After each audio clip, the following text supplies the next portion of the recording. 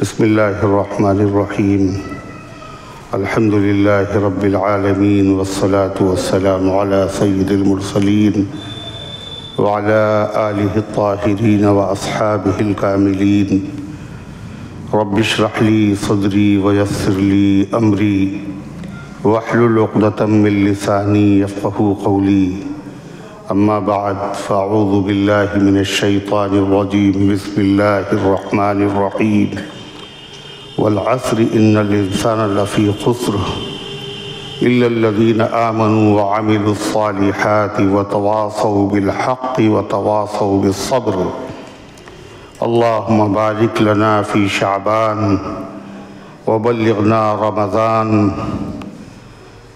محترم حضرات، سامعین کرام، حاضرین مسجد، عزیزوں اور بزرگوں، میں نے ابھی آپ حضرات کے سامنے قرآن مقدس کی ایک مبارک سورت اور ایک دعا پڑھی ہے۔ دعا کیجئے اللہ تعالیٰ اس کی روشنی میں مختصر سے وقت میں کچھ کام کی اور مفید باتیں عرض کرنے کی توفیق نصیب فرمائے اور ہم سب کو عمل کرنے کی توفیق عطا فرمائے۔ تلاوت کردہ آیت مبارکہ کا، سورہ مبارکہ کا ترجمہ یہ ہے: والعصر، زمانے کی قسم، ان الانسان لفی خسر، تمام کے تمام انسان خسارے میں ہیں، گھاٹے میں ہیں، نقصان میں ہیں۔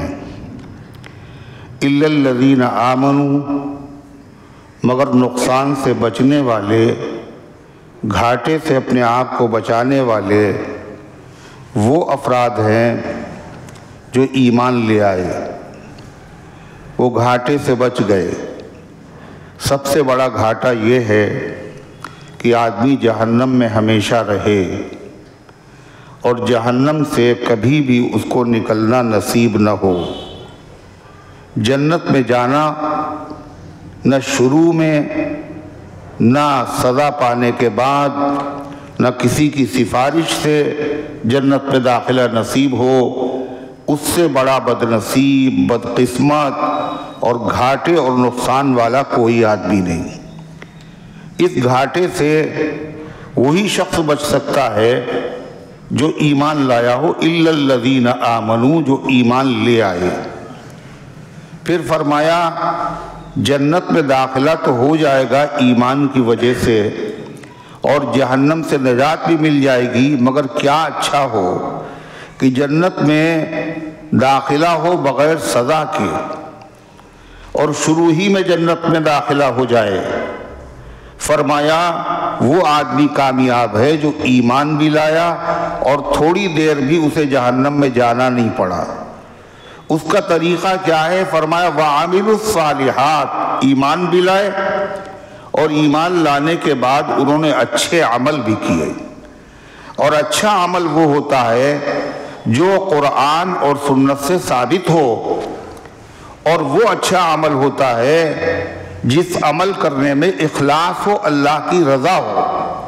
وَعَمِلُوا الصَّالِحَاتِ وَتَوَاصَوْا بِالْحَقِّ، اور صرف انہوں نے اچھے عمل نہیں کیے بلکہ اللہ کے دوسرے بندوں کو، بندیوں کو دین حق پر قائم رہنے کی تلقین کرتے رہے، سمجھاتے رہے، دعوت دیتے رہے کہ دیکھو یہ صحیح راستہ ہے، اس راستے پہ چلنا، یہ سنت ہے، اس پہ عمل کرو، یہ بدعت ہے، اس سے بچو۔ وَتَوَاصَوْا بِالْحَقِّ، اور وہ لوگوں کو دین حق پر قائم رہنے کی تاکید کرتے رہے۔ وَتَوَاصَوْا بِالصَّبْرِ، اور اللہ تعالیٰ کی نافرمانی سے بچنے کی تاکید کرتے رہے، یا دین کی دعوت دینے میں جو زحمتیں، جو تکلیفیں، جو اذیتیں پیش آنے کا اندیشہ تھا، اس پر صبر کی تلقین کرتے رہے۔ صبر کرو، اس کا صلہ اللہ کے وہاں جنت ہے۔ اللہ کے رسول صلی اللہ علیہ وسلم ایک دعا مانگتے تھے رجب کا چاند دیکھنے کے بعد، اور وہ دعا بڑی مشہور ہے، بیہقی میں بھی ہے، طبرانی میں بھی ہے، اے اللہ رجب اور شعبان میں برکت عطا فرما اور رمضان تک ہماری زندگیوں کو دراز فرما دیجئے۔ نبی پاک صلی اللہ علیہ وسلم نے امت کو متوجہ کیا ان دونوں مہینوں میں اپنا گھاٹا نہ کرنا، اپنا نقصان نہ کرنا۔ یہ بڑے فضیلت والے زمانے ہیں، بڑے برکت والے مہینے ہیں۔ وہ تو مہینے پہلے ہی سے برکت والے تھے، مزید یہ کہ نبی پاک صلی اللہ علیہ وسلم نے اس میں برکت کی دعا فرما کر ان کو اور زیادہ مبارک بنا دیا۔ ایک رجب کا مہینہ ہے، وہ تو گزر چکا، وہ تو اشہر حرم میں سے ہے، اس کی بزرگی اور شرافت اور کرامت تو قرآن سے ثابت ہے۔ اس کے بعد ایک اور مہینہ آنے والا ہے جو تمام مہینوں کا سردار ہے، جس کی عظمت اور فضیلت اور بزرگی قرآن مقدس سے ثابت ہے۔ اللہ نے خود اس کا قرآن میں تعارف کرایا، شہر رمضان الذی انزل فیہ القرآن، وہ رمضان کا مہینہ ہے۔ تو یہ دو مہینے جن کی بزرگی قرآن سے ثابت ہے، ان دونوں مہینوں کے بیچ میں ایک اور مہینہ ہے جس مہینے کو شعبان کہا جاتا ہے۔ اس مہینے کی بزرگی بھی نبی کریم صلی اللہ علیہ وسلم کی دعا، عمل اور آپ کی ترغیب سے اور آپ کی تلقین سے ثابت ہے۔ نبی کریم صلی اللہ علیہ وسلم نے اس مہینے میں کیا عمل کیے ہیں؟ یہ مہینہ در حقیقت قمری مہینوں میں سے 8واں مہینہ ہے۔ اس کے بعد جو مہینہ شروع ہونے والا ہے وہ 9واں مہینہ ہے، اور آج اس مہینے کی 8ویں تاریخ ہے۔ یہ مہینہ بڑی فضیلت والا ہے۔ آپ نے فرمایا ایک مہینہ ایسا ہے جو رجب اور رمضان کے بیچ میں ہے، مگر لوگ اس مہینے کی فضیلت سے غافل ہیں، لوگ اس مہینے کی برکتوں سے محروم ہیں، اس کی طرف متوجہ نہیں ہوتے۔ خود نبی کریم صلی اللہ علیہ وسلم نے فرمایا الرمضان شہر اللہ، رمضان کا مہینہ تو اللہ کا مہینہ ہے، اور جس چیز کی نسبت اللہ کی طرف ہو جائے، ہر مہینہ اللہ کا، مگر رمضان کی نسبت اللہ کی طرف کرنے سے رمضان کی مزید فضیلت بڑھ گئی۔ اسی طریقے سے شعبان کے بارے فرمایا شعبان الشہری، شعبان میرا مہینہ ہے۔ ظاہر ہے جس چیز کی نسبت اللہ کی طرف ہو جائے وہ چیز بھی عظمت والی ہے، اور جس کی نسبت رسول اللہ صلی اللہ علیہ وسلم کی طرف ہو جائے وہ مہینہ بھی بڑا عظمت والا ہے۔ نبی کریم صلی اللہ علیہ وسلم کا معمول کیا تھا؟ اس مہینے میں حضور پاک صلی اللہ علیہ وسلم سب سے پہلی ہدایت تو یہ دی کہ آپ اس مہینے میں چاند دیکھنے کا بڑا اہتمام فرماتے تھے۔ اتنا کسی اور مہینے کے چاند دیکھنے کا اہتمام نہیں کرتے تھے، اس لیے کہ شعبان کے مہینہ کے فوراً بعد رمضان کا مہینہ آ رہا ہے، کہیں رمضان کے مہینے میں غلطی نہ ہو جائے، اس لیے شعبان کے مہینے کا چاند کا خاص اہتمام فرماتے تھے۔ دوسرا آپ کا مبارک عمل یہ تھا کہ حضور انور صلی اللہ علیہ وسلم پورے شعبان کے مہینے میں نفلی روزے اتنے رکھتے تھے، اتنے سال کے 12 مہینوں میں سے رمضان کے علاوہ کسی مہینے میں روزے نہیں رکھتے تھے۔ رمضان کے روزے تو فرض ہیں، نفلی روزے حضور انور صلی اللہ علیہ وسلم ہر مہینے میں رکھتے تھے۔ 13، 14، 15 تاریخ کو ہر مہینے کی، اور آپ نے فرمایا کہ جو آدمی یہ 3 روزے رکھ لے تو رکھے گا وہ 3، مگر اس کو ثواب ملے گا 30 روزے رکھنے کا، اور جب وہ 30 روزے ہو گئے تو گویا کہ جب ہر مہینے میں اس نے 3 روزے رکھے ہیں تو پوری زندگی، پورے سال اس کو روزہ رکھنے کا ثواب ملے گا۔ اس لیے کہ اللہ تبارک و تعالیٰ کے وہاں قانون ہے من جاء بالحسنۃ فلہ عشر امثالها، جو ایک نیکی کرتا ہے اللہ اس کو 10 گنا بدلہ دیتا ہے۔ تو ایک روزہ رکھا اس پہ 10 روزوں کا ثواب، اور 2 روزے رکھے تو 20 روزوں کا ثواب، اور 3 رکھ لیے تو 30 روزوں کا ثواب۔ نبی کریم صلی اللہ علیہ وسلم جو بخشے بخشائے ہیں، جو مغفور ہیں، جن کی معافی کا اور جن کے ذنوب کے غفران ذنوب کا اعلان قرآن کریم میں ہے، اس کے باوجود آپ کا یہ اہتمام تھا۔ ظاہر بات ہے جو کام اللہ کے نبی کرتے تھے وہی صحابہ کرتے تھے، وہی صحابہ کرتے تھے۔ نبی کر رہے ہیں لہذا ہمیں بھی کرنا چاہیے۔ اللہ کے نبی اگر روزہ رکھ رہے ہیں تو ہمیں تو آپ سے بڑھ کر روزہ رکھنے کی ضرورت ہے۔ صحابہ کرام کا حال یہی تھا۔ حضور پاک صلی اللہ علیہ وسلم ایک مرتبہ جنازے کی نماز پڑھانے کے لیے کھڑے ہوئے اور آپ نے نماز کے دوران چپل اپنی مبارک اتار دی تو صحابہ نے دیکھا حضور نے چپل اتار دی۔ تمام صحابہ نے بغیر کہے ہوئے اپنی چپلیں نماز کے دوران اتار دی۔ حضور انور صلی اللہ علیہ وسلم نے نماز کے بعد پوچھا ما حملکم علی خلع النعال، تمہیں کس چیز نے آمادہ کیا چپلیں اتارنے پر؟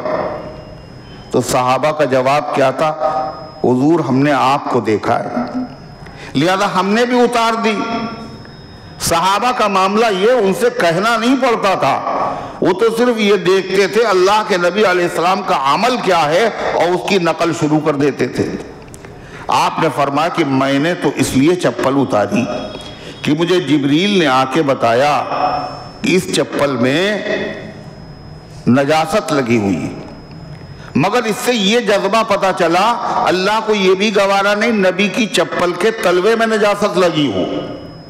اس سے یہ بھی پتا چلا اگر چپل میں نجاست لگی ہوئی ہو تو چپل پہن کر نماز نہیں پڑھنا چاہیے، چپل پہن کر جنازے کی نماز بھی نہیں پڑھنا چاہیے۔ اگر یقین ہو، پتا ہو کہ اس میں غلاظت لگی ہے، نجاست لگی ہے، اور اگر یقین نہیں ہے تو پڑھنے میں کوئی حرج نہیں۔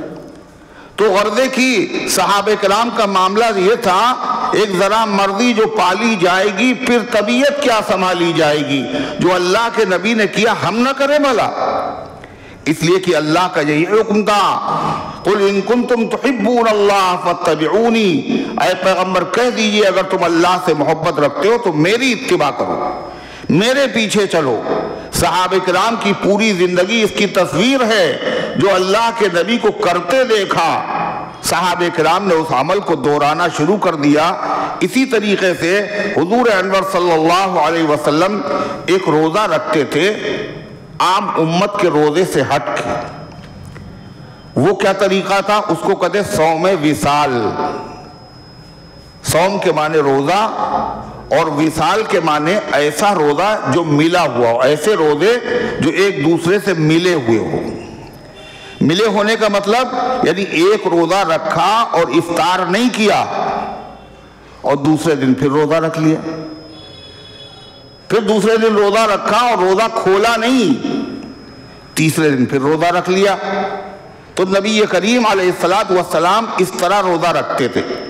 یہ کام کتنا مشقت والا ہے، کتنی دقت و پریشانی والا ہے کہ دن بھر روزہ اور پھر روزہ، افطار بھی نہیں کیا اور پھر روزہ، ایک دن، 2 دن، 3 دن۔ صحابہ نے دیکھا حضور رکھتے ہیں روزہ اور افطار نہیں کرتے، لہذا صحابہ کرام نے بھی روزے رکھنا شروع کر دیے، افطار نہیں کر رہے ہیں، کمزور ہو گئے۔ حضور پاک صلی اللہ علیہ وسلم نے دیکھا، آپ صلی اللہ علیہ وسلم نے صحابہ کرام کو منع فرمایا کہ اس طرح روزے نہ رکھو۔ تو ایک صحابی نے عرض کیا اے اللہ کے رسول آپ تو رکھتے ہیں۔ یہ اعتراض نہیں تھا کہ ہمیں منع کر رہے ہیں آپ رکھتے ہیں، بلکہ یہ اس لیے صحابہ نے پوچھا کہ اللہ تعالیٰ نے نبی کی پیروی کا حکم دیا ہے، نبی کی اقتداء کا حکم دیا ہے، جو نبی کریں وہی کرو، اور آپ تو رکھتے ہیں اس طرح سے روزے، بیچ میں آپ افطار نہیں کرتے، لہذا اور آپ ہمیں منع فرما رہے ہیں۔ آپ صلی اللہ علیہ وسلم نے فرمایا ایکم مثلی، تم میں سے کون میری طرح ہو سکتا ہے؟ یعنی میری جیسی طاقت تم میں سے کس میں ہو سکتی ہے؟ برداشت کی طاقت، جسمانی طاقت، روحانی طاقت جو مجھے حاصل ہے وہ عام امتی کو حاصل نہیں ہے۔ یطعمنی ربی ویسقینی، میرا رب مجھے کھلا بھی دیتا ہے، میرا رب مجھے پلا بھی دیتا ہے، یعنی کھانے اور پینے کے بعد جو طاقت پیدا ہوتی ہے وہ بغیر کھائے پیے اللہ میرے جسم میں پیدا کر دیتا ہے، لہذا میری برابری نہ کرو، اس معاملے میں میری نقل نہ کرو۔ تو صحابہ کا معاملہ یہ تھا، جب اللہ کے نبی صلی اللہ علیہ وسلم ہر مہینے میں 3 روزے رکھتے تھے تو ظاہر بات ہے صحابہ بھی رکھتے تھے۔ اسی طریقے سے پیر کے دن اور جمعرات کے دن بھی آپ روزہ رکھتے تھے پورے سال۔ آپ فرماتے تھے یہ وہ دن ہے جس میں میری ولادت ہوئی، اللہ کا انعام مجھے ملا ہے، میرا وجود ہوا ہے۔ یہ بھی حدیث میں آتا ہے کہ جمعرات اور پیر کے روز اللہ کے دربار میں بندوں کے اعمال پیش ہوتے ہیں۔ آپ فرماتے ہیں کہ میں چاہتا ہوں جب میرا عمل پیش کیا جائے تو میں ایسا عمل کر رہا ہوں جو اللہ کو بہت پسند ہے، اور اللہ کو تمام اعمال میں سب سے زیادہ پسند کیا ہے؟ روزہ۔ الصوم لی وانا اجزی بہ، روزہ میرے لیے، میں خود اس کا بدلہ عطا کروں گا۔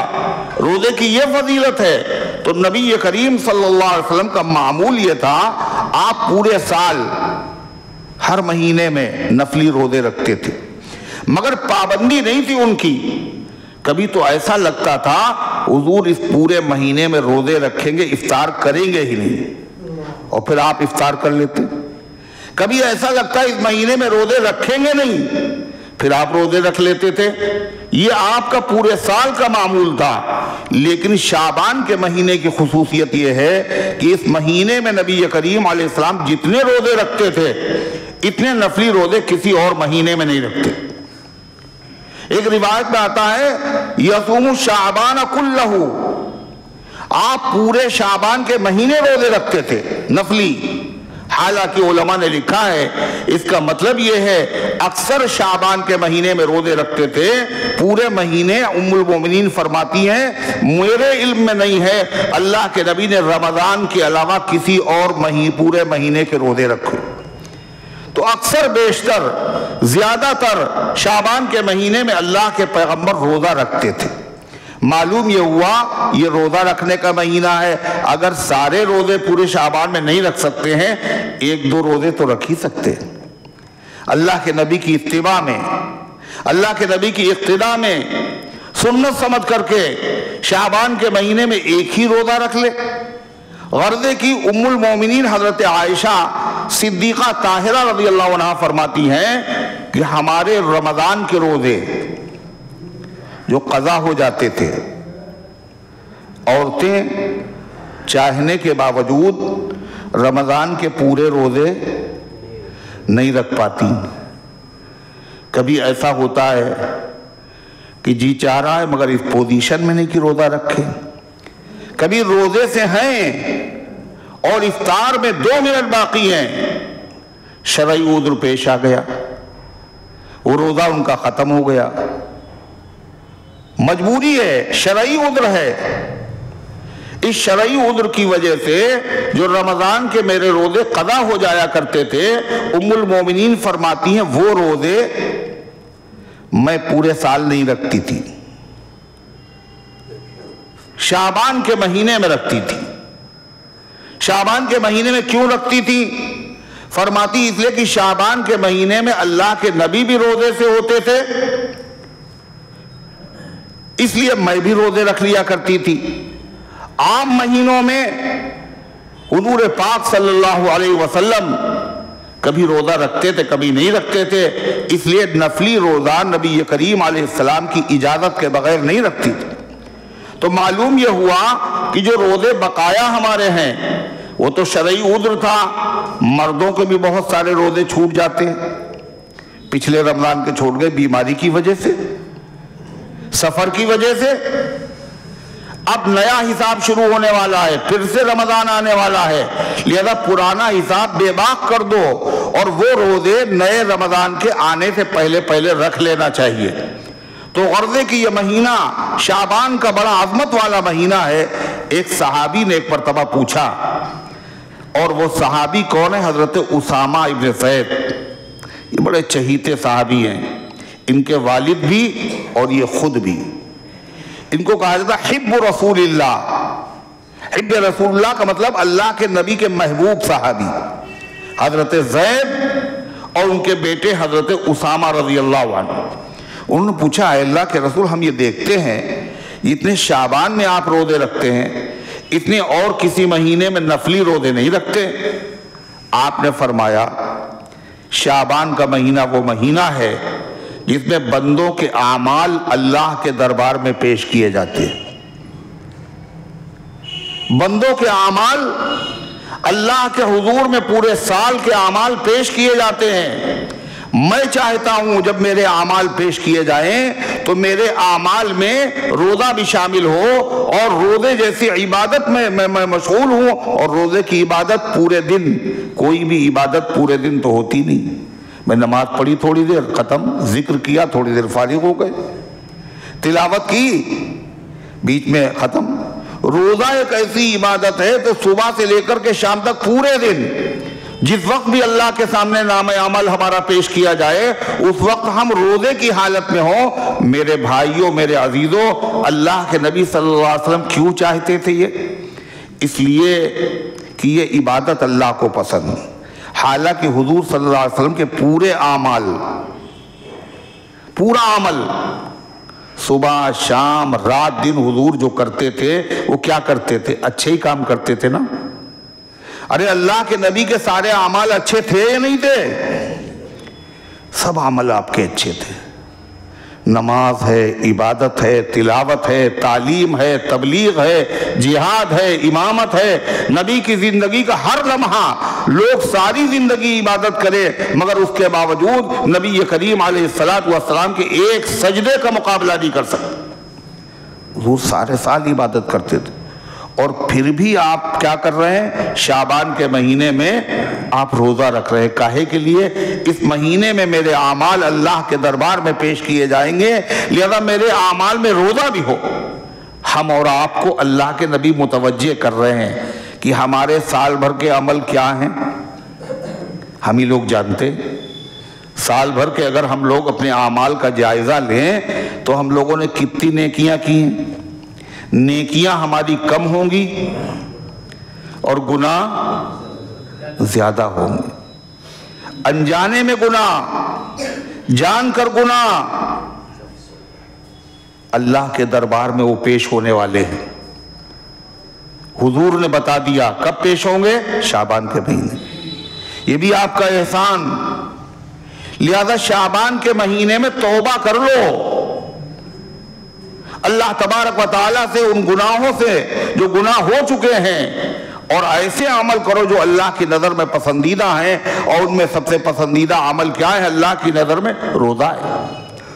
ایک روایت میں آتا ہے حضور انور صلی اللہ علیہ وسلم نے یہ بھی فرمایا شعبان کا مہینہ وہ ہے جس مہینے میں جو اس سال کام ہونے والے ہوتے ہیں، موت، زندگی، عزت، ذلت، اس طرح کے فیصلے شعبان کے مہینے میں فرشتوں کے حوالے کیے جاتے ہیں۔ فیصلہ تو اللہ تعالیٰ تقدیر لکھ چکا ہے، کب؟ بہت پہلے، دنیا بنانے سے 50,000 سال پہلے اللہ نے تقدیر لکھ دی، جو کچھ ہونے والا ہے، جو ہو رہا ہے، جو ہوگا۔ لیکن اس سال میں کیا ہوگا؟ کس کا انتقال ہونے والا ہے؟ اس سال کون مرنے والا ہے؟ اس سال کس کی زندگی کا پیمانہ لبریز ہوگا؟ یہ اسی شعبان کے مہینے میں فیصلے ہوتے۔ میرے بھائیوں اور میرے عزیزوں، ہم کو تو پتہ نہیں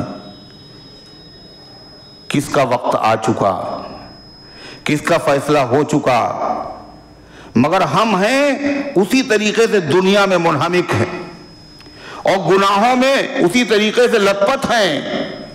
اللہ کے نبی توجہ دلا رہے، کتنے ہمارے بھائی اور بہنیں اور بزرگ ایسے ہیں جو شعبان سے پہلے چلے گئے، کتنے جو شعبان میں جا رہے ہیں، کتنے جو رمضان سے پہلے چلے جائیں گے۔ اسی لیے شعبان کے مہینے کو بہت غنیمت سمجھنا چاہیے اور پھونک پھونک کر قدم رکھنا چاہیے، اپنے گزشتہ گناہوں پر توبہ کرنا چاہیے اور فکر کرنا چاہیے کہ پورا شعبان کا مہینہ اللہ کی رضا والے کاموں میں، نیک کاموں میں، اللہ تعالیٰ کے پسندیدہ کاموں میں گزر جائے، یہ کوشش کرنا چاہیے۔ یہی وجہ ہے کہ حضور پاک صلی اللہ علیہ وسلم کیا دعا مانگتے ہیں؟ وَبَلِّغْنَا رمضان۔ شعبان میں فیصلے ہو جاتے ہیں، کون مرے گا؟ اے اللہ آپ جو فیصلہ کر رہے ہیں، ہم روزے کی حالت میں ہیں، اے مالک فیصلہ یہ کر دیجئے کہ اس سال پھر ہمیں رمضان کا مہینہ نصیب ہو جائے۔ تو یہ دعا کرنا نبی پاک صلی اللہ علیہ وسلم کا مبارک طریقہ ہے۔ پورا شعبان کا مہینے میں روزہ رکھنا یہ سنت ہے، کثرت سے روزے رکھنا۔ مگر اللہ کے نبی کو دیکھو، حضور نے فرمایا مگر شعبان جب ختم ہونے لگے، جب 2-3 دن باقی رہیں تب روزے نہ رکھنا، شعبان میں روزے رکھنا، مگر جب رمضان سے شروع ہونے والا ہو اور شعبان ختم ہونے والا ہو تو روزہ رکھنے سے منع کر دیا آپ نے۔ کیوں منع کر دیا؟ 2 وجہیں۔ ایک تو یہ کہ یہ روزے نفلی ہیں، اگر رکھو گے تو ثواب ملے گا، نہیں رکھو گے تو گنہگار نہیں ہوگے، اور رمضان کے روزے فرض ہیں، اگر نہیں رکھو گے تو باغی کہلاؤ گے اور مجرم ٹھہرو گے اور زبردست سزا اس کی ملے گی۔ لہذا فرض ادا کرنے میں کمزوری نہ پیدا ہو جائے، اس لیے شعبان کے اخیر میں روزے نہ رکھا کرو۔ دوسری وجہ علماء نے یہ بتائی کہ رمضان کے روزے کتنے ہیں؟ کتنے ہوتے ہیں؟ 30 یا 29۔ اگر تم نے شعبان کے آخر میں بھی روزے رکھ لیے تو یہ روزے رمضان کے روزے سے مل جائیں گے۔ 30 وہ اور 2 اور کتنے ہو گئے؟ 32۔ یہ 3 روزے رکھ لیے تو 33۔ اللہ نے فرض کیے ہیں 30، اس میں گھٹانا بھی جرم ہے اور اس میں بڑھانا بھی جرم ہے، کہیں اپنی طرف سے اس میں اضافہ نہ کر دینا۔ تو غرض کہ نبی پاک صلی اللہ علیہ وسلم کا معمول اس مہینے میں کیا تھا کہ آپ کثرت سے نفلی روزے رکھتے تھے اور امت کو بھی آپ نے ترغیب دی۔ پورا شعبان کا مہینہ برکت والا ہے، مگر اس شعبان کے مہینے میں، نصف شعبان میں، وسط شعبان میں، آدھے شعبان میں اللہ نے ایک رات عطا فرمائی۔ اس رات کا نام ہے شب برات۔ شب فارسی زبان کا لفظ ہے، شب کے معنی رات اور برات کے معنی ہیں، برات نہیں جو لوگ لے کے جاتے ہیں، برات تو شریعت میں ثابت ہی نہیں۔ یہ جو 2 بسیں اور جو اتنی گاڑیاں اور اتنے آدمی لے کے جاتے ہیں اور اس کے اوپر جھگڑا ہوتا ہے اتنے نہیں اتنے لے کے آئیں گے، یہ تو شریعت میں جائز ہی نہیں۔ یہ تو مان نہ مان میں تیرا مہمان ہے۔ وہ کہہ رہے کم لائیے، کہتے ہیں نہیں ہم تو اتنے لائیں گے، ہماری برادری بہت ہے، ہمارے خاندان بہت بڑا ہے۔ اور پھر اس کے بعد یہ بھی ہے، اور ہم کچھ نہیں آپ سے چاہتے ہیں، ہم یہ چاہتے ہیں کہ ہمارے مہمانوں کو خوش کر دینا، اور دیکھو کھانا جو ان کو کھلانا وہ جو ہے بڑے کا نہیں چلے گا، یہ بھی شرط، یہ بھی شرط۔ زبردستی کسی آدمی سے زبردستی اس کا کھانا کھانا یہ جائز ہے؟ کسی پہ بوجھ ڈالنا، یہ نہیں یہ کھلائیے جائز ہے؟ یہ تو ناجائز ہے۔ کسی مسلمان کی کوئی چیز خوش دلی کے بغیر لے لینا حرام ہے۔ یہ کھانا حرام، اتنے آدمی لے جا رہے ہو، یہ بوجھ ڈال رہے ہو، یہ بھی حرام، ان کو جو کھلا رہے ہو یہ بھی حرام، اور کھلا کیا رہے ہو سب کو، یعنی جو لوگ حرام نہیں کھاتے ان کو بھی حرام کھلا رہے۔ اور امام صاحب بھی آپ بھی چلیے گا، اور مؤذن آپ بھی چلیے گا، یعنی خود بھی جا رہے سب کو لے کے جا رہے۔ تو اسلام میں برات نہیں ہے، یہ برات کے معنی چھٹکارا، برات کے معنی آزادی۔ عربی میں اس کو کہتے ہیں لیلۃ البراءت، لیل کے معنی رات اور برات کے معنی چھٹکارے کی رات۔ اس کو لیلۃ البراءت کیوں کہا جاتا ہے؟ یہ آزادی کی رات ہے، یہ چھٹکارے کی رات ہے۔ اللہ اس رات میں اپنے بے شمار بندوں کو گناہوں سے، جہنم سے چھٹکارا عطا فرماتا ہے جو عبادت کرتے ہیں، اللہ کو راضی کرتے ہیں۔ کتنے بندے، ایک حدیث میں ہے کہ قبیلے بنو کلب کی جو بکریاں ہیں، ان بکریوں کے جسم پر جتنے بال ہیں، ان بالوں کی تعداد کے مطابق اللہ اس رات میں اپنے بندوں اور بندیوں کو جہنم سے آزاد کر دیتا ہے۔ ایک بکری کے جسم پر کتنے بال ہوں گے؟ گنے نہیں جا سکتے۔ اس قبیلے کی بکریاں سب سے زیادہ تھیں، پھر بکریوں کی تعداد کے برابر نہیں، بکریوں کے جسم پر جو بال ہیں، اتنی بڑی تعداد میں اللہ اس رات میں اپنے بندوں کو معاف کر دیتا ہے جو عبادت کرتے ہیں، جو اللہ تعالیٰ کے سامنے مناجات کرتے ہیں، جو اللہ تعالیٰ کے سامنے رو رو کر کے دعائیں کرتے ہیں۔ یہ عبادت کی رات۔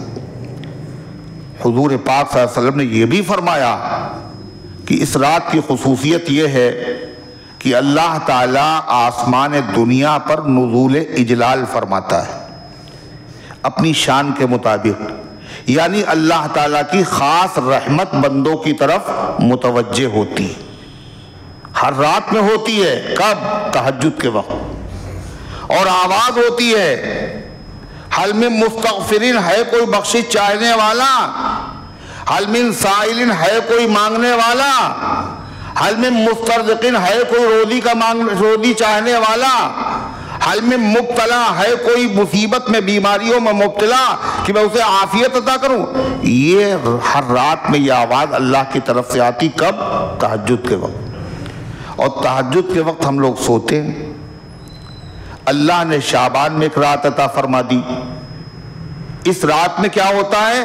کہا یہ اللہ تعالیٰ کی طرف سے جو ندا کا سلسلہ ہے، یہ تہجد کے وقت نہیں ہوتا بلکہ سورج غروب ہوتے ہی شروع ہو جاتا ہے۔ لہذا اس رات میں اللہ تعالیٰ کی معافی حاصل کرنا چاہیے، اپنے آپ کو گناہوں کو بخشوا لینا چاہیے، بخشش والے کام کرنا چاہیے۔ بخشش والے کام کیا؟ اس رات میں جو نبی کریم صلی اللہ علیہ وسلم صحابہ کرام سے ثابت ہے وہ کیا ہے؟ عبادت ہے۔ بس عبادت کی کوئی خاص کیفیت نہیں، کوئی خاص طریقہ نہیں، کوئی خاص نماز نہیں، کوئی خاص ذکر نہیں۔ نفلی عبادت کرے، نوافل پڑھے، تلاوت کرے اور ذکر کرے، اللہ تعالیٰ سے دعائیں کرے، اتنا کافی۔ لیکن بعض لوگ یہ سمجھتے ہیں رات میں جاگنا ضروری ہے، اور جاگنے کا مطلب یہ ہے کہ یعنی سورج غروب ہونے سے لے کر کے فجر کے وقت تک پلک سے پلک نہ ملے، جھپکی بھی نہ آئے، بس اللہ معاف کر دے گا۔ چاہے گاڑی پر بیٹھ کر کے پورے شہر کا راؤنڈ کرو، جاگو بہرحال۔ چاہے تم کیرم قلم میں بیٹھ کر کے کیرم کھیلتے رہو، جاگ رہے بھائی، سوئیں گے نہیں اس رات میں۔ چاہے بیٹھ کر کے غیبتیں کرتے رہو، یہ نہیں ہے اس کا مطلب۔ جاگنے کا مطلب اللہ تبارک و تعالیٰ کو راضی کرنے کے لیے سنت کے مطابق عبادت کر لے۔ پوری رات ضروری نہیں، 1 گھنٹہ بھی اگر سنت کے مطابق عبادت کریں گے تو اللہ تبارک و تعالیٰ کے وہاں اجر و ثواب کے اور مغفرت کے مستحق ہو جائیں گے۔ یہ سنت کے مطابق عبادت کریں گے کہاں؟ کہلیں مسجد عائشہ میں کریں گے، یا ٹیلے والی مسجد چلے جائیں گے، یا پھر جناتوں والی مسجد میں چلے جائیں گے۔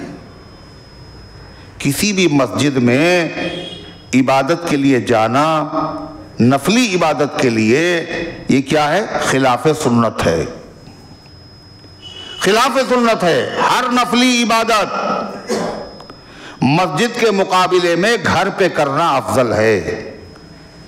حضور پاک صلی اللہ علیہ وسلم کی مبارک مسجد سے مبارک مسجد کون سی ہو سکتی؟ حرم شریف کے بعد سب سے مبارک مسجد ہے، مگر حضور پاک علیہ السلام سنتیں اور نفلیں اور وتر کی نماز اپنی اس مسجد میں نہیں پڑھتے تھے۔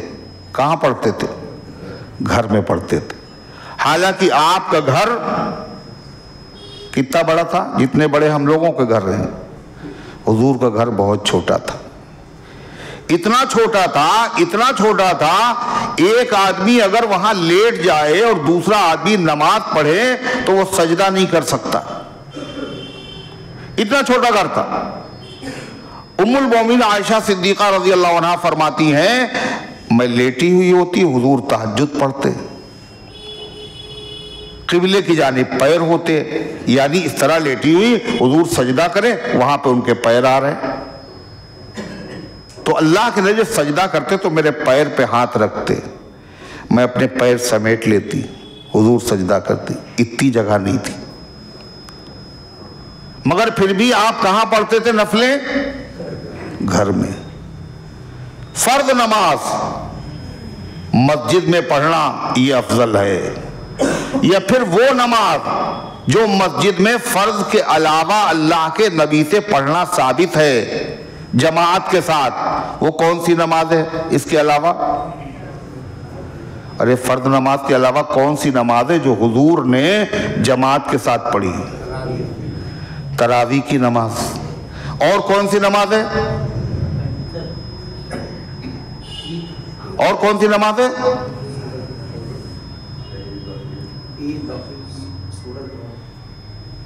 سورج گرہن کی نماز، یہ بھی آپ نے جماعت کے ساتھ پڑھی، مگر سورج گرہن جب ہوتا ہے ہمیشہ تو ہوتا نہیں۔ ایسے بارش کی نماز، استسقاء کی نماز، ان نمازوں کے علاوہ کوئی بھی نفل نماز جماعت سے پڑھنا احناف کے نزدیک مکروہ ہے۔ کیوں؟ یہ نبی کریم علیہ السلام کا مبارک طریقہ نہیں ہے۔ گھر میں پڑھے، جتنی دیر عبادت کی جائے اتنی دیر عبادت کریں، جب نیند آنے لگے تو سو جائیں۔ ایک حدیث میں آتا ہے جس شخص نے عشاء کی نماز پڑھ لی جماعت کے ساتھ آدھی رات جاگنے کا ثواب، اور فجر بھی پڑھ لی جماعت کے ساتھ تو پھر آدھی رات جاگنے کا ثواب، پوری رات جاگنے کا ثواب ہو گیا۔ سنت کے مطابق تھوڑی دیر بھی عمل کر لیا جائے تو اس کے ذریعے سے اللہ تعالیٰ کیا فرماتا ہے؟ مغفرت فرما دے گا۔ بہت ساری شب برات ایسی ہیں جو گزر گئی، ارے گزری نہیں گزری، اور بہت ساری ابھی اور آئیں گی، مگر کوئی گارنٹی ضمانت نہیں ہمیں بھی ملے گی۔ اس لیے جو آنے والی رات ہے اس رات میں جاگنے کا، عبادت کا خاص اہتمام کرے، قرآن پاک کی تلاوت، نفل نمازیں، قضائے عمری، تسبیحات اور استغفار اور دعاؤں کا اہتمام کریں۔ فرمایا حضرت علی رضی اللہ عنہ سے منقول ہے، وہ فرماتے رات میں عبادت کرو اور صبح روزہ رکھو۔ یہ روزہ ایک روایت سے ثابت ہے، اور چونکہ ہر مہینے آپ روزہ رکھتے تھے 3 دن، 13، 14، 15، لہذا 15ویں دن یہ روزہ پڑے گا، لہذا یہ روزہ رکھ لے، یہ سنت سے ثابت ہے۔ اس کے علاوہ جو شب برات میں ہوتا ہے اس کا سنت سے کوئی تعلق نہیں ہے۔ ایک عمل جو شب برات میں بہت پابندی سے ہوتا ہے، کبھی ناغا نہ ہو، وہ کیا ہے؟ قبرستان جانا۔ قبرستان جا رہے ہیں سب، غول کے غول جا رہے ہیں، مرد بھی جا رہے ہیں، عورتیں بھی جا رہی ہیں۔ کسی نے بڑے پیر صاحب سے پوچھا عورت اگر قبرستان جائے کتنا پہلے ثواب؟ ارے یہ پوچھو کتنا گناہ ہوگا؟ جب عورت گھر سے باہر قدم نکالتی ہے بلا ضرورت، اس پر اللہ کی، فرشتوں کی، تمام انسانوں کی لعنت ہوتی ہے۔ عورتیں جا رہی ہیں، مرد بھی جا رہے ہیں، اور پابندی سے جا رہے ہیں، اگر نہیں گئے تو شب برات نہیں ہوئی۔ میرے خیال سے اس لیے لوگ نہیں جاتے ہیں، وہ اس ڈر میں جاتے ہیں کہ اگر ہم نہیں جائیں گے تو مردے گھر پہ آ جائیں گے، اس لیے بھائی تم لوگ وہیں رہو، وہاں جا رہے ہیں۔ یہ عمل حضور پاک صلی اللہ علیہ وسلم سے قبرستان جانے کا شب برات کی رات میں صرف زندگی میں ایک مرتبہ ثابت. کئے مرتبہ؟ ایک مرتبہ. اور کہاں؟ قبرستان آپ تشریف لے گئے، قبرستان مسجد نبوی کے بالکل قریب ہے، جنت البقیع. ارے ہے، وہاں ہر نماز میں جا سکتے ہیں، مگر پوری زندگی میں شب برات کی رات میں صرف ایک مرتبہ آپ گئے. اور اس طرح گئے کسی کو پتہ نہ چلے، کسی کو معلوم نہ ہو، حتیٰ کہ شریک حیات رفیق زندگی ام المومنین عائشہ صدیقہ رضی اللہ عنہ کے گھر پہ ہیں، مگر ان کو بھی آپ نے نہیں بتایا کہ میں قبرستان جا رہا ہوں. ام المومنین فرماتی ہیں میں نے دیکھا کہ بستر خالی ہے، حضور نہیں ہے. میں گھبرا گئی، آپ کی تلاش میں نکل کھڑی ہوئی تو دیکھا جنت البقیع میں کھڑے ہوئے ہیں اور دعائے مغفرت کر رہے ہیں وہاں مردوں کے لیے. تو ہم لوگ جو جا رہے ہیں اعلان کے ساتھ جا رہے ہیں، جتھے بنا کر کے جا رہے ہیں. اللہ کے نبی زندگی میں ایک مرتبہ گئے اور ہم کئی مرتبہ گئے؟ کئی مرتبہ گئے؟ کئی مرتبہ گئے؟ ہر سال جا رہے ہیں. میاں نبی کے آگے نہ بڑھو، نبی کے پیچھے رہو. نبی کے پیچھے چلنے میں نجات ہے، آگے بڑھنا گستاخی ہے. یا ایھا الذین آمنوا لا تقدموا بین یدی اللہ ورسولہ، اے ایمان والو اللہ اس کے رسول سے آگے مت بڑھو. حضور زندگی میں ایک مرتبہ گئے، ایک مرتبہ چلے جاؤ، سنت ادا ہو گئی. ہر سال جانا یہ ضروری نہیں، اس کا التزام مت کرو. ایصال ثواب کرنا ہے وہ گھر بیٹھ کے کر دو. پھر جو اولن تو ہر سال جانا یہ کیا ہے؟ یہ سنت نہیں. دوسری چیز وہاں جا کے کرتے کیا ہے؟ ہار ڈال دیے. پہلے سے قبروں کے اوپر چونا لگا کر دیا گیا، وہاں جا کر کے موم بتیاں جلا رہے، اگربتیاں جلا رہے ہیں. یہ سارے کام خلاف شریعت ہیں. نہ پھول ڈالنا ثابت ہے، اور چراغ جلانا تو منع ہے. آپ نے فرمایا اللہ کی لعنت ان مردوں اور عورتوں پر ہے جو قبروں پر چراغ جلاتے ہیں. لعنت کے معنی ہیں اے اللہ ان کو رحمت سے دور کر دے. یہ رحمت والی رات، یہ برات والی رات، اور کام کون سے کیے جا رہے ہیں؟ لعنت والے کام کیے جا رہے ہیں. کیوں؟ قبر پر چراغ جلانا. کہا ہم نے چراغ نہیں جلایا، ہم نے تو اگربتی جلائی ہے. آپ کی اگربتی سے مردے کو فائدہ ہوگا؟ بولو، کچھ فائدہ ہوگا؟ اس کی خوشبو نیچے جائے گی؟ جائے گی اس کی خوشبو؟ اور پھر اس کو ضرورت نہیں اس خوشبو کی. قبر عالم دوسرا ہے، دنیا دوسری ہے، وہاں کی روشنی بھی دوسری ہے اور وہاں کی خوشبو بھی دوسری ہے. وہاں روشنی کاہے کی ہوتی ہے؟ جو تہجد پڑھتا ہے، قرآن پڑھتا ہے، اس کی قبر میں روشنی ہوتی ہے. اگر آپ نے قرآن نہیں پڑھا ہے تو چاہے جتنی قبر کے اوپر چراغ جلائے قبر میں اندھیرا ہے. وہاں خوشبو کاہے کی چلے گی؟ یہ اگربتی کیوڑے کی نہیں چلے گی، یہ دنیا کی خوشبوئیں ہیں، وہ دوسری دنیا ہے. ایک ملک کی کرنسی دوسرے ملک میں نہیں چلتی ہے، ایک ملک کی چیزیں دوسرے ملک میں، وہاں وہ تو عالم ہی دوسرا ہے. کیوں منع ہے؟ کیوں منع ہے؟ قبر پر چراغ جلانا، آگ جلانا کیوں منع ہے؟ اس لیے کہ آگ جلتی کاہے سے ہے؟ موم بتیاں اور اگربتیاں کاہے سے جلتی ہیں؟ برف سے جلتی ہیں. کس سے؟ آگ سے. اور آگ جو ہے یہ اللہ تعالیٰ کی مرنے کے بعد، قیامت میں ہونے کے بعد حساب کتاب ہے. دو ہی جگہیں، جنت یا جہنم. تو آگ جنت میں ہوگی یا جہنم میں؟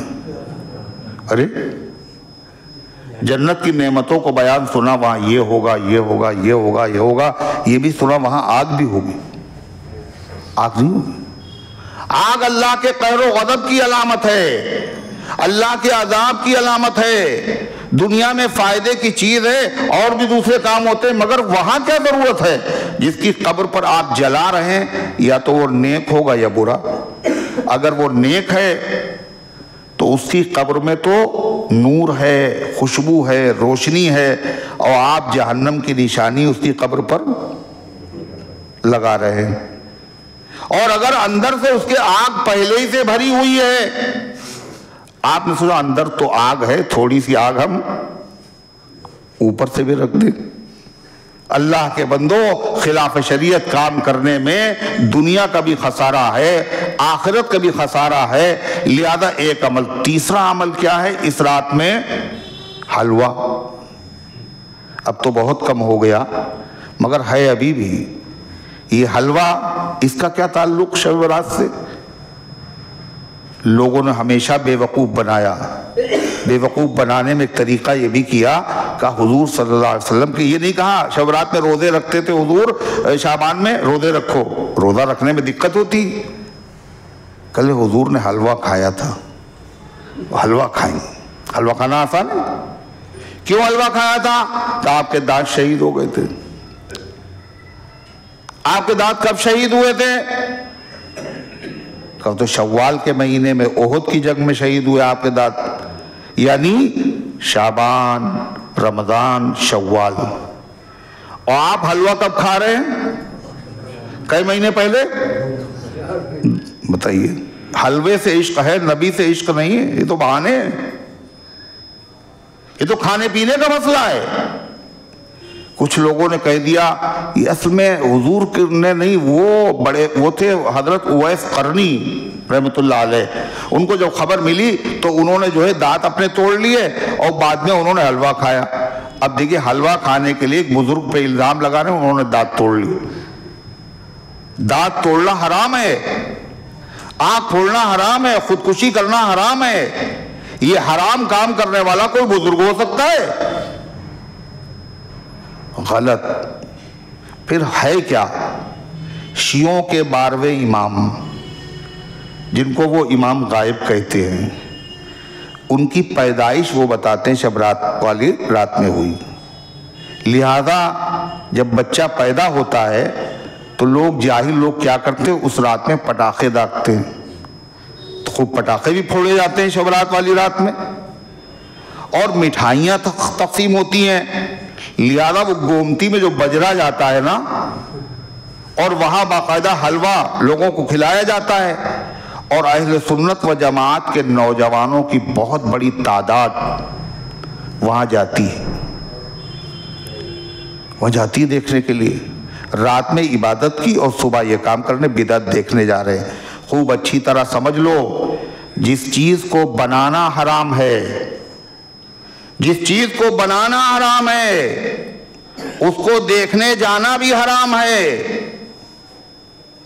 لہذا اب تک جو ہوا وہ ہوا، اس سے توبہ کرو اور اللہ تبارک و تعالیٰ سے معافی مانگو، اور اپنے بچوں کو بھی منع کرو۔